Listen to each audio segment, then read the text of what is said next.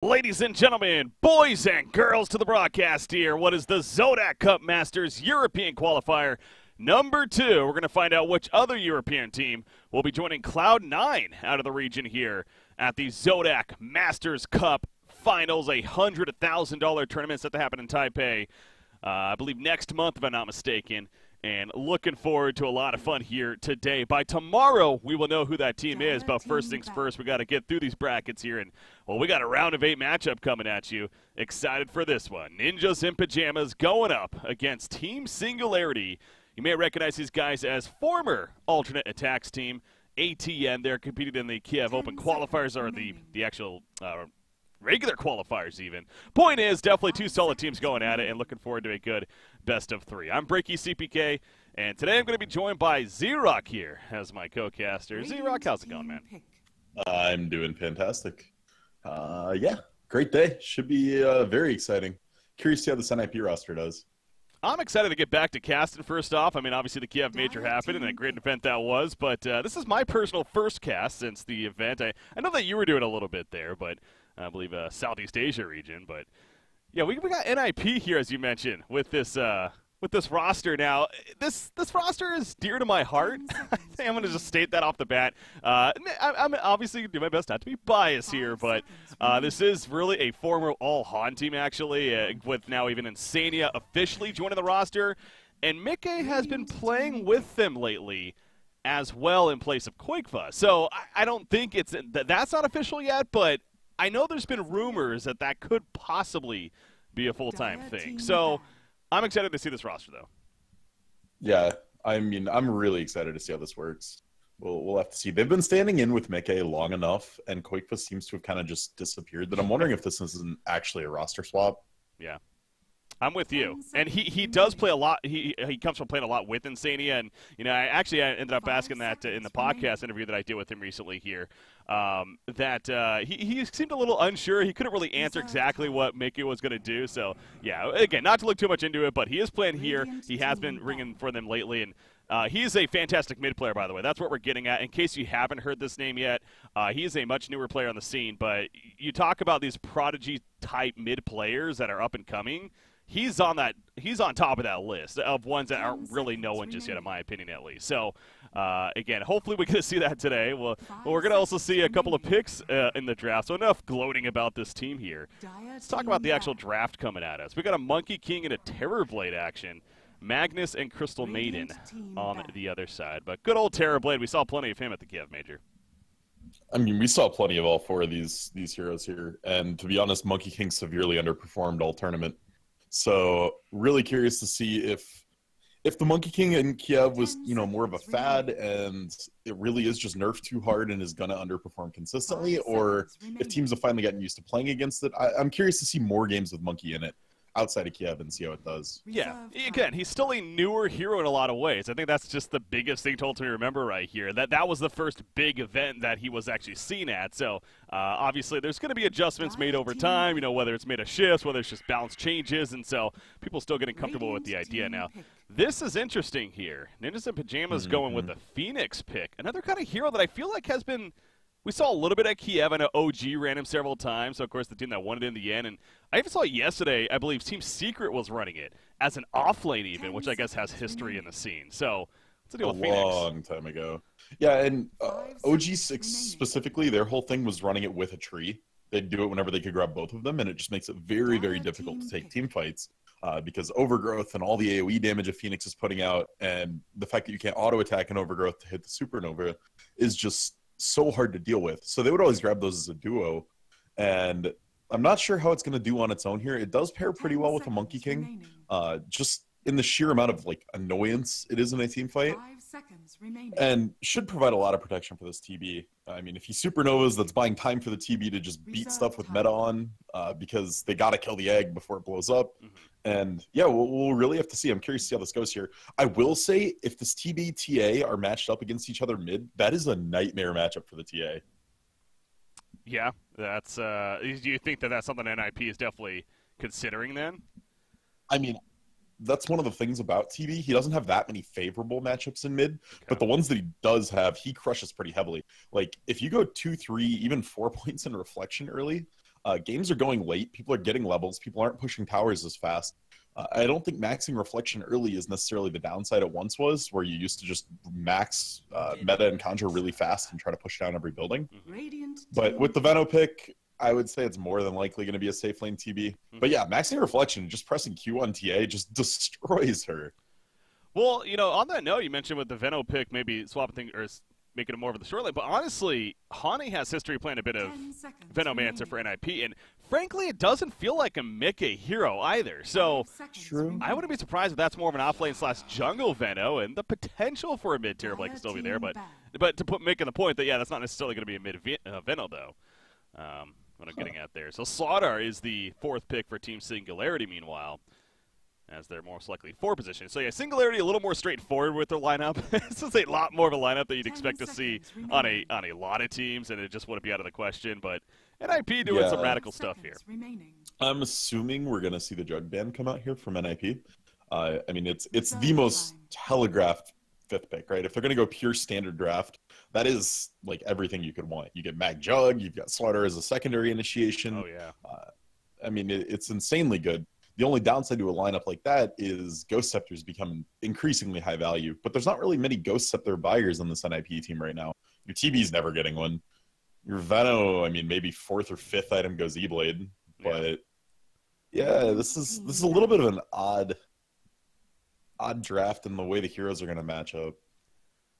Yeah, they decided to go with a Lifestealer ban. I mean, that's another hero that potentially would have been really strong here, so I get that. But you're right. I mean, Juggernaut's seeming like the 5th and obvious pick here now for Singularity. They got a lot of time to think about it, but I would not be surprised if they end up with that. Final ban on Axe, by the way, so Singularity more along the idea that that is going to be perhaps a mid-Veno and more of an off lane that they still need. But again, I'm not sold on that, as there's the Juggernaut.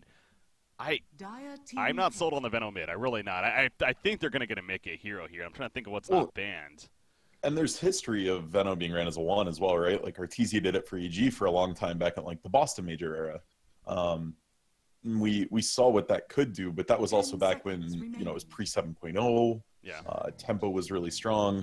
And so yeah, with the Sand King pick, it's either a mid or it's a mid Veno, and there's Mickey grabbing it. So. All the questions in the world have been answered. Still a very bad matchup for TA. Yeah. It's definitely rough. The Poisons thing just shreds refraction. And yeah, I mean, the lanes definitely look better for NiP, but we'll have to see what they end up doing here with it, because a lot of this is going to rely on Hani actually getting some decent roams off with the Monkey King. We saw as I kind of talked about way back in the beginning when Monkey King started, you have 2 variations of Monkey. You have the one that goes like an Orb of Venom and sits in a lane getting passive first, and he just beats on people. And that's the things that we saw done well at Kiev. When you dual offlane this and he grabbed passive at level 1, just ran someone down with that Jingo Mastery, it was a lot of pressure. Yeah. And then he started roaming once he hit 3. And I think that worked better at Kiev than the Primal Spring at level 1, go try to get the Courier mid, like run around and just use Primal Spring to get kills. That kind of fell really flat.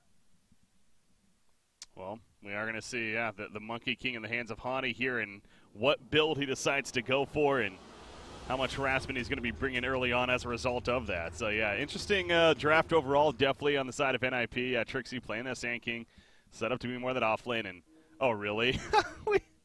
I didn't know this happens for the competitive. Yeah, I figured it'd be stripped out for competitive. Yeah. This is kind of pointless. Did they really just not have the compendium spot? No, they definitely have. No, Era has like a level 180 compendium already. Yeah, so that's odd to see that though. All right, see the highest. See the highest. Oh no! Wow, Hani has a level 438 compendium. Yeah, Hani's going hard. Okay, my camera's actually frozen, so I'm gonna. Yeah, you gotta restart entirely. Ugh. GG. I have to restart entirely. Well, let me try to reconnect. You have to restart Dota entirely. Oh my You don't have to restart the whole PC. Just freaking broke everything. Let's see if this works real quick. Hani took Primal Spring. Disappointed. Oh my gosh. So we see him smoked up using the Primal Spring to try to cross over and get very, very deep into the Radiant jungle and get some vision there. Sorry guys, I'm reloading my Dota. Apparently a minor patch on top of that. Great. Oh, wonderful. Wonderful. When that happens. as we're starting to cast a match here. All right, so obviously, yeah, let us know if there's any action that. Yeah, in reality, both teams kind of just posting up. Everyone's being extremely safe, except for Hani, who smoked into the deep position he's in, so should not get caught here. Just scouting out the lane positions, showing that TA is actually middle. No rune shenanigans going on. Yeah, not much going on. It's interesting here. I mean, Slaughter started with boots, so that's going to help out the roaming early. And they actually ping Hani out. He did make a jump that they saw. Okay. So they are looking for him here. Primal Spring going off. Insania, there's actually going to be an engage here. Yeah, 5 seconds in. I am back into the game here. We do see Phoenix now taking some pressure from the Slaughter, but I don't think anyone's dying necessarily unless Kakor goes a little too deep right here. He's not feeling afraid himself, but okay, yeah, he's going to be fine too as he decides to hit that. Yeah, Primal Spring's up. That auto might be enough. He's going in for it. When we're on attack, no, we needed another one, and now Hani could be in some trouble. If he sticks around, the tier 2 tower doing so much damage at this point, and he will fall. Yeah, that was living life on the edge right there by both sides. So Slaughter is one of the dumbest level 1 heroes as far as base int mana pool, and really doesn't even have enough for 3 crushes and has the stupidly bad mana regen. But just barely got to the 3rd one in time. Exactly the amount of mana he needed. Yeah, that was clutch. That's huge. Without that, he goes down instead, and things are different. So. And now he has a wind lace too. I mean, it's making the roaming potential even more scary. Yeah. Mickey is playing very aggressive off the bat right here. Yeah, and the creep's also taking on a Templar Assassin, so did a good job using that Venomous Gale right there as the creep was on him. And he's still applying the pressure. In fact, Primal Spring. Oh, Hani, please don't. Not again. God. Oh, God. Not like this. He's still hopping around. Kakor trying to find him. He didn't through the trees, but not finding the right trees. But Mickey just in the face now at the tower. Jeez. It should force the shrine usage because Mickey opted, or Misha opted for Psyblades instead of Refraction. So really, okay, Fairy's out of salve. Without that, he wouldn't have even been able to stay at creeps unless they wanted to pop the shrine. Yeah. So he salves up. He will be fine. He does have a Fairy Fire as well. Worst case right here, like something to use, obviously, in case they do pressure him extra. But meanwhile, top lane, what was that about? Wow, Magnus going really deep up here onto the Phoenix. We definitely have some players that aren't afraid to go deep in this game, and Patos on the Magnus actually gets credit for the kill onto the Phoenix. Yeah, and he'll be fine here. Skewer's up before the Monkey's going to kill him. He's going to try to run away even further. Yeah, Monkey just applying the pressure here, but with the poor man shield. In fact, Monkey King is the one I feel like needs to even be. I guess with the Ting of the creep wave, though, yeah, maybe not so scared. Still pick up the bounty rune, though, and he's going to go back up to the shrine. Oh, but he did not realize Phoenix was here, I'm pretty sure, yeah. So they're going to get the shrine used, but yeah, he needs a TP support, and he's going to get that from Crystal Maiden coming in. Now, Phoenix, the one that could be in trouble. He's going to be rooted off. Again, the creep wave helping the dire side right here. Hani slowing them down with that Primal Spring. And he will finish off the Crystal Maiden. Meanwhile, the Skewer 4, the Shockwave connected, and the Skewer does connect to finish off the Phoenix as well. So Insania picked off, and, well, this game's going to have plenty of action, apparently. I mean, really, it is. This is nuts. I have to wonder how different this goes if instead of the Primal Spring, he had Jingu Mastery on the Monkey King. Because there's been so many times they're just running each other down, and Hani's never getting out of range. He's just going up in a tree to try to get the extra damage from Spring. That's true. That's something that I'm with you there. It seems like we have seen a little more success with that idea earlier on, but Hani... bottom lane Trixie in trouble. Different. Does he have a stun? No, he already used it. 8 more seconds on the Pearl Strike, but he'll be fine. Just going to be run down by Slaughter unless another crush hits. No, he's not going to go for it. Yeah, wouldn't have been enough for the kill. Only level 1, not the most damage, so decides to back off. But while this is all happening, I mean, both carries are definitely having a great time. Terrorblade essentially free from the top lane at 20-7, and then you have bottom lane, of course, Juggernaut. What's that, top lane? Oh, he Fairy Fired to live there. The auto that was going to kill him was in midair. Oh. He gets the Fairy Fire off. Barely survives. God, all 3 lanes just... I was looking at the top lane where you're watching the middle action right there. There's pressure being put on the Magnus even, but not afraid to, again, bring in the aggression here. But Veno, he is pretty low right now. He is going to get help, though. Ooh, that Venomous Gale missed. Yeah, and that's the hard part when you're running this kind of mid-Veno. If you do happen to miss the Gale, you're basically done. You don't have wards. You're not putting a ton of push pressure on them. So once you miss the Gale, you call it right there. Yeah, we tried. Hani still kind of hunting them down, though, and going to keep information in terms of where TA's at. Obviously, he's not going to make a play himself, but... He got 3 up. Jingo Mastery. So now he actually does offer a sizable threat. Yeah, he wins the 1v1 against Mickey, or against Nisha here. He did not get Jingo Mastery, though. Yeah, Balance Strike. He's not sold on that idea just like you are, that's for sure. Oh, the courier, though? If he sticks around, he's going to see it. He should get it. There's the delivery. You're not going for it? I don't know if he was just looking elsewhere at that time or what, because, yeah, it felt like that could have been an easy snipe. And then he just jumped in front of TA. So TA actually saw him move between the trees there. This is just bizarre. Oh, Slaughter, he's going to go for the port out. Balance Strike connects. Oh, now Kakar could be falling right here. Those auto attacks from Mickey adding up, and obviously the dot being applied, and Mickey will get credit for that kill, so the Poison Sting doing work most certainly. So at least he hangs around and assists for the kill in that middle lane onto Slaughter. Again, that's a roaming Slaughter, though, so not necessarily the biggest deal for the Radiant side, but keeping that Blink Dagger timing in check here on the Dire side. That's the good news. Magnus, by the way, man, he's almost level 5, and he's getting some all right CS. He's 13-1 up here, so he's Jinxie's already 5. Both offlaners just super, super high level for the state in the game. Yeah. And actually, in the face of Terrorblade, I guess, yeah, you look at the matchup here with the Phoenix as well as the Terrorblade. They're not much of a threat for the Magnus, at least earlier on. Meanwhile, middle lane, Venomancer being collapsed on. Monkey King is here, but nothing he can do. That's a 3 versus 2. And again, Monkey King really not providing too much other than the Boundless Strike. And Veno, very vulnerable target when it comes to having that lockdown. So easy kill on him. That's a big one at that. Although Regenerate is going to be picked up by Hani right in front of Kakar. I guess not the biggest deal in the world. It would have been taken off either way. Pretty quickly, but again, top lane. I should be watching the top apparently a little bit more because that's. I mean, it's all this build. The Mag is going for the max Shockwave versus the max Empower we've seen recently, where they go kind of jungle out their Blink and really pushing that to the limit. Yeah. I mean, Insania is not expecting this damage to come out. Yeah, Patos. Now's that magic stick. He has the Arcane Boots actually queued up. There we go. He's going to pick those up. He is farmed, man, early on in this game right now. You mentioned with the build, that Shockwave level 3 doing plenty of damage, and this Phoenix pick, I don't know if he was a different, being a different support in hindsight would be much better, but you'd figure with that, if anything with the Icarus dive, he'd be able to survive these, but he just simply keeps getting caught. Yeah, in reality, it's just putting himself in a bad position to the point where Mag gets a couple autos and a Shockwave, and Insania wants to trade because it lets you try to force Pathos out, but then all of a sudden, the Mag just needs Skewer to reposition to catch up to the dive, and then you're dead on the next Shockwave. Yeah. And so it's just one of those situations. Phoenix needs some boots. He's one of the slowest heroes in Dota. He has 0 base armor. And, yeah, just super squishy in the early game. I've noticed this. They've been leaving Slaughter to kind of absorb some experience in the middle lane while TA does a bit of jungling. Of course, Veno is getting kind of free farm out of this in the end other than the gank they had on him. But does that make sense to you, send the TA jungle? And I love doing this. I mean, it gets Kakor some very much needed levels and a little bit of gold, and your TA is losing almost nothing. She's still ahead of the Veno. And I like jungling when you have an efficient jungler like this. Top lane. Because, like, Veno's big power spike is right now. Yeah.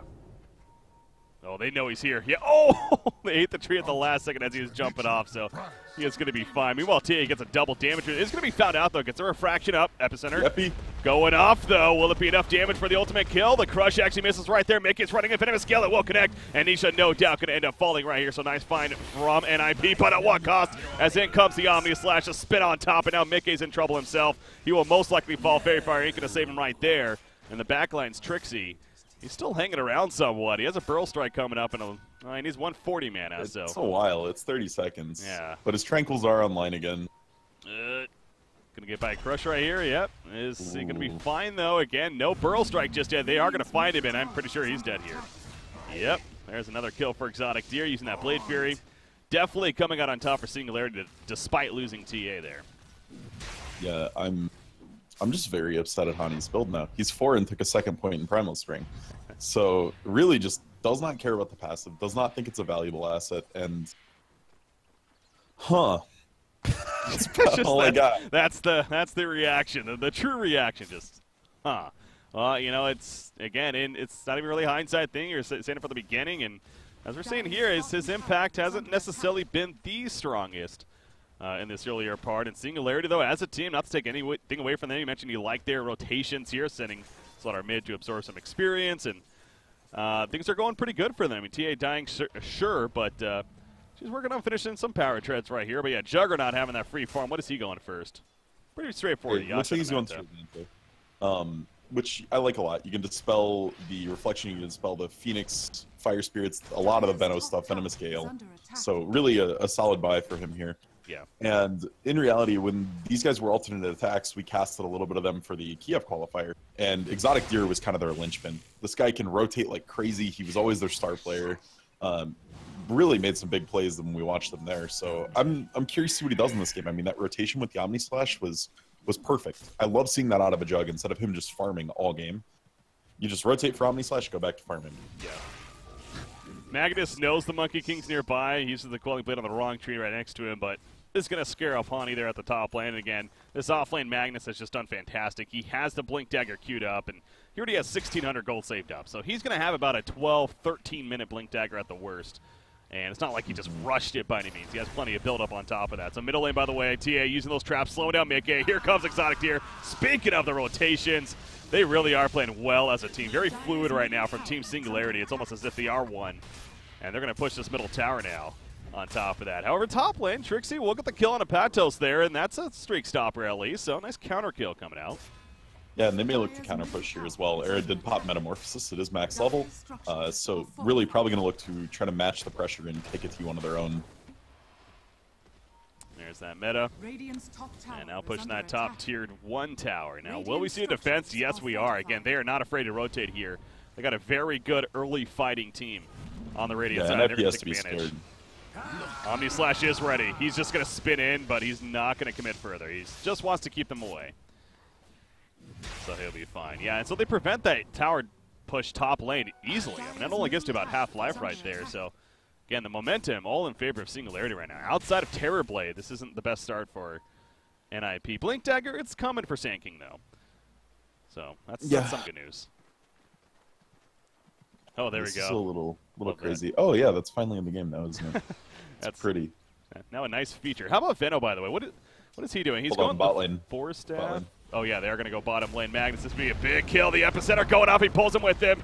And in comes a Supernova from the Phoenix. Is it going to be in range? I don't believe so, especially not now. As he buys the blink and then blinks away. Patos. Holy crap, has he been making some moves this game. Yeah, that was huge. He did that in between Supernova ticks. Like, he had AoE damage on him and literally just bought it and blinked between the ticks.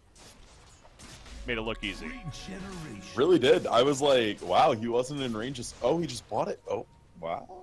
He's good. It's just one of those, like, kind of plays that you're just impressed to see someone do. Had to really register what he did right there. And I'm like, at the end of that, I'm like, oh, that was impressive.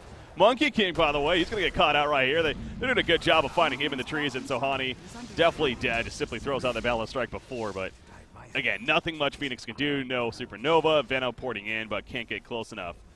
No 4-staff for him just yet either, as he has 1,000 gold saved up. So that's the other thing. This Veno hasn't necessarily taken off as they hoped for, but it goes back to the rotations, though, right? For Singularity, that's really what's winning them this game right now. Yeah, the constant pressure they were able to push on Mickey to kind of offset it, and then when the mid laner was vulnerable, when TA was vulnerable, she was just jungling. Just gave the lane to Slardar and said, "You deal with this. I don't want to be here." And really did hurt his early game. This draft from NiP is super early game focused, with just kind of a contingency plan in the Terror Blade. That if it goes terribly in the early game, kind of like it is, then you've still got this backup hyper carry, but this is not the way they wanted their early game to go. They wanted to be ready to fight once they had Supernova and Poison Nova and Epi.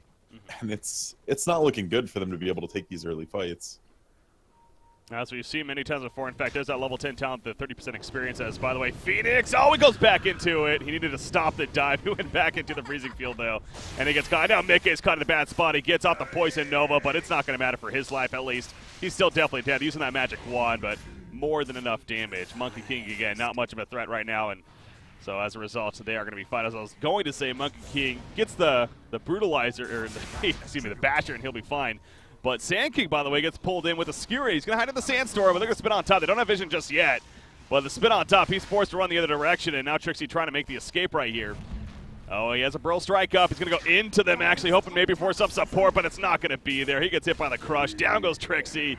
Again, Singularity, they're just all together always. This has to be so frustrating for NiP. And as you were mentioning, I mean, they really are all in on this Terrorblade idea now because nothing else is working for them at this point, it feels like. And we're not even done just yet. Wukong's command comes out. Kakarot on the outskirts of it, though. He's going to be fine. Meanwhile, the Supernova in the background. Kakarot may end up falling to that, if anything, as it's going to go off right there. No out of range, but Mickey doing more than enough damage to finish him off. Now over here, we see Hani trying to deal with Nisha, but he gets picked off. They did get the kill on the Juggernaut, though, so that is pretty key for the Dire side, and they may get one more out of this. Yes, Patos, he is going to end up falling again as Mickey gets a double kill. While that's all happening, Terrorblade was pushing middle lane, but now he's going to get caught, and he will end up dying in the finals. You know, I was going to say it's a victory for the Dire, but with that, I'm not as sold anymore. I mean, it's still a huge team fight win for Dire. Veno got a ton of gold that he desperately needed. Hani got the big kill on Monkey King, so able to get phase boots and an entire Aquila. So they got the gold where they wanted it for NiP. But yeah, it could have been a lot better. Insania missed killing the healing ward very early on in that fight, and TA healed the full through a Poison Nova, through the Supernova, just really just coming back so much because that healing ward stayed alive. Jug maxed it very early on, and it needed to go down. They would have easily killed TA there as well, and that would have been a huge teamfight win. Yeah. Deathslayer picked up on a TA, obviously plenty of damage. Mickey, though, oh my God, speaking of plenty of damage, he may fall if he can find him one more time. No, he cannot now, and actually Nisha could be in trouble right here. The epicenter coming off, and he will end up falling. So in a sense, Mickey is somewhat baiting, I guess you could call it, but geez, one more hit would have done him in, so managed to barely escape, though. And get the kill on the TA, so slowing things down a little bit, and that's what NiP needs. To just more farm for this Terrorblade, more room, space created, you could say. And the blink on Sand King is helping with that now. Yeah, and we'll have to see. We saw that the carry type of Veno, the later game Veno, is actually a possibility. Just off the back of his stupidly low respawn time talent, he gets at 25, and the 75 damage he gets at 20. So we'll have to see if it scales as well as it did the first couple times we saw this. Yeah. Because once he got 3-4 items and got up to a Mjolnir and a Hurricane Pike, he really did a ton of damage. It almost felt kind of like the Lonely Druid, right? Where he didn't put anything into the bear and just shotgun damage off. So I'm not counting NiP out of this by any means. And to be honest, that fight top secured Sand King a blink. It got everyone some much needed farm. So still a close game for sure. I mean, again, you look at the top 5 net worth now in the game, 3 of the 2 belong to NiP, actually. So, yeah, no, this is definitely still quite a game. A nice recovery from NiP of sorts, and they're going to be caught out right here, though. Sand King being that target gets caught by the RP, it looks like, and just simply skewer it in for the kill. So now Insania, he's just going to try to rum. Kakarot lands that crush. Easy one at that. Here goes the Wukong's command. They'll slow them down. The Supernova going off. Are they going to be able to kill in time? Absolutely. More than enough damage, but it took quite a bit of time. And now Kakarot may end up falling. Poison Nova used right there from the Veno, but he ends up falling in the midst of it as well. Hani thinking about going back in with the Primal Spring, but he's by himself right now. So yeah, he's going to have to top away. He's crazy. Very quickly. He is not afraid to go in, man. That's for sure. What the? He'll be fine. He just literally Primal Springed in, jumped to a tree in the middle of 3 heroes with no kill potential. Yeah, no follow-up to be had. This guy's insane. It seemed a little, not really a lot of value there. Oh, he's going to be skewered, actually. Epicenter going off, though, from Trixie, but they see that, so they're trying to spread now, trying to run. Patos, he will be caught out, though, but not nearly enough damage as they do take out Monkey King. Exotic Deer is here. He has an Omni Slash, by the way. Will they get it off? It's not even necessary as they take out the Phoenix, and now Trixie up inside. Oh, there's the Omni Slash used on the Terrorblade as illusions. Kills off the illusions, then Terrorblade's going to go down. He could not get the swap up with the life, and down goes the Sand King as well. Veno, the sole survivor. That's because he wasn't even there. We have 31 hero kills in 18.5 minutes. 21 alone for Singularity. Did someone not tell these guys we're not in Russia? This isn't CIS, Dota? Singularity is technically... No, they're not. Actually, never mind. No, well, I mean, they're an old part of the CIS, but yeah. That's another story. It's questionable. But no, in reality, these team fights that have gone so bad for NiP are the ones that start when they get picked. Like, the very, very start of that fight, we saw Veno get basically 2-shot. Then we saw Insania get 1 shot by the TA. Yeah. And when they're not 5 and it's not a coordinated fight, they're just hemorrhaging here. They got to just calm down, play a more stable game. Focus on taking team fights instead of these recovering save your teammate syndrome things. I'm with you there 100%. It really feels like that there. Exactly. That's kind of a way to say it, that the recovery, you know, really trying to save your teammates idea, because it does feel like they're going in somewhat one by one and almost feeding the kills to Singularity. Again, it's all a Singularity in the sense of the rotations and being there in fights, and all the credit to them. But NiP just seems a little out of place. And again, to be fair, it is a, not to make excuses, but it is a newer roster. They're using quote-unquote a stand-in and Mickey as well, so perhaps that having a little bit of an issue when it comes to communication too. But ultimately, it comes back to the point they're still in this game, although it's now much bigger lead for Singularity of nearly a 10,000 net worth. When I last looked at it, it was only about a 3,000 net worth, so definitely quite the increase after what happened at that top lane right there. But yeah, this Veno, he continues to kind of just be a little bit too behind this game, unfortunately, for NiP. And that's not good news for them, but we're going to see another engagement. RP to only hit the one, and Monkey King actually freezing field off to the side. Mickey is being slowed down, taking some damage from him. Monkey King will be picked off. They get the kill on Crystal Maiden, but now we have the biggest deal. Meanwhile, the Supernova went off in the back. They're not really doing a whole lot, though. Now they go in with the Omni slash TA, jumping in with the Melta, making out that damage. So much freaking damage. Epicenter gets off, but down goes Trixie. And now Arrow in the back lines. He did use that Sunder. He's going back in for the turn kill, and Exotic's here. He will get the turn kill with that metaphor, but it comes at a cost for his own life. And Phoenix, the sole survivor for the time being. That may not even last for too much longer. He's going to try to TP out. Look at Nisha going in still. But they would not find him, actually. Yeah, he was in fog. In that little tree gap. That's okay. So somebody needs to give NiP a quick refresher course on how Juggernaut works in Healing Ward, because the TB that whole time was beating on the Jug trying to kill him while the Healing Ward was right next to him. Yeah. One auto on that Healing Ward, and that looks okay. But in reality, it healed the TA up, kept the TA alive. I mean, this is insane. You got to kill the Killing Ward. Oh, what a catch by Patos once again. Yeah, not killing that Healing Ward, clearly an issue in the last fight too. And Monkey King is just going to hop away, realizing at this point, okay, not much I can do by myself. It's a lost cause here. But Trixie wants to change that, and now they do have a port off to the side as well. Mickey also coming in, so they definitely want to fight now, but Singularity not going to give them the chance, or at least maybe not. Oh, the Burrow Strike just missing right there. Obviously, the vision onto Sand King also from the Slaughter ulti. And they will be able to retreat. And by retreat, I mean regroup and now continue to push. They're just nonstop, man. I mean, they do have an Aegis, I guess. Well, they have no reason to let up. They're in such a commanding position, and they don't even, like, they've proven they don't even need all of their ults to take a fight. Yeah. One of them is enough, an RP or an Epi or an Omni. Like, really, they don't need everything. Here we go, round number 37. Nisha going in right there on Ahani. In comes the spin on the background. They take out Sand Kings. Down goes Monkey King. Supernova, it's going to be killed off. Down goes Insanity as a result of Mickey. He doesn't even have Poison Nova just yet. He's going to die before he gets it off right here. Just too intense on the damage. And you see Terrorblade just avoiding the fight completely. His Metamorphosis still on cooldown. What's the point? He'll just be, meanwhile, in the top lane area. But as you said, they had no reason to be scared, and that's exactly why. TA is level 20.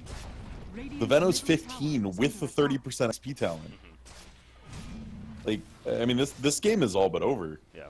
There really isn't comeback potential at this point for NiP. The TV's too far behind. You can't take team fights because everything you have is based on damage, and you can't burst anybody.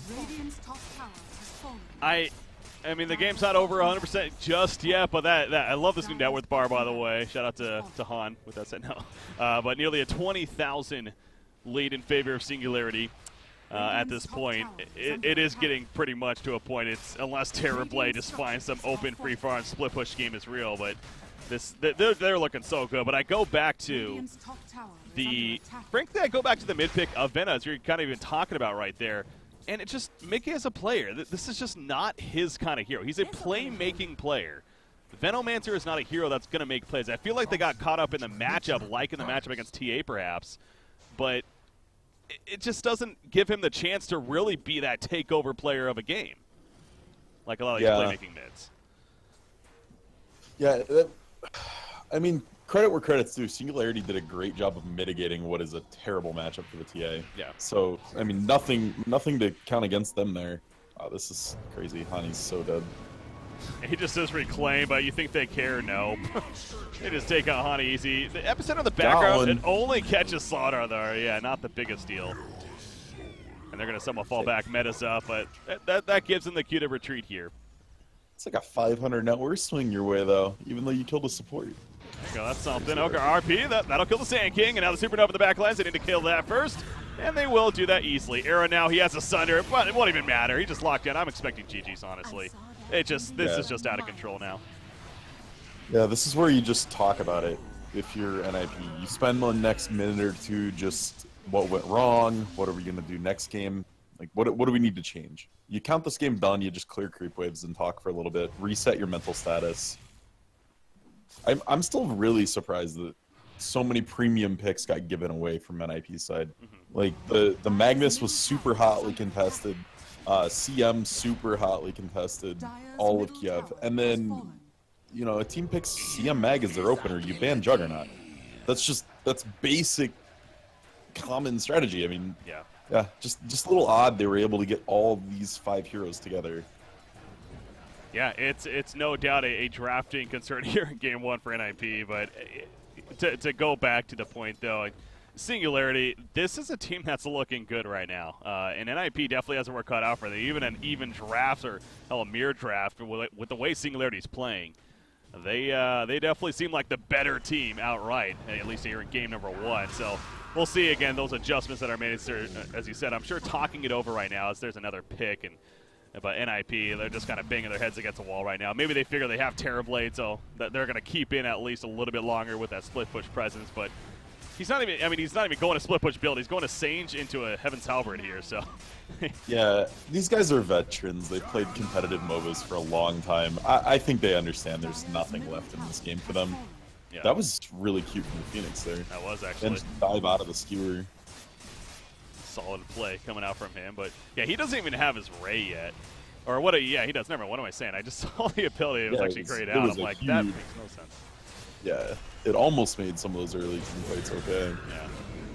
Yeah. Well, that's. I feel like I've said it many times before, so might as well just let the animations and the sound effects take care of this play call here. And he's even gonna buy back. So fight till the end, damn it. I gotta kill Juggernaut, I guess. So there's something. Tanking, it's like, I still got this. No, you don't. Nisha, you still got this. Nisha just blinks in. All right, that was ambitious right there. I'm pushing him into the CM. All right, here we go. NiP, giving them reason to stay in the game. Oh, man. If TB wasn't on buyback gold, you'd have like 3.5K right now.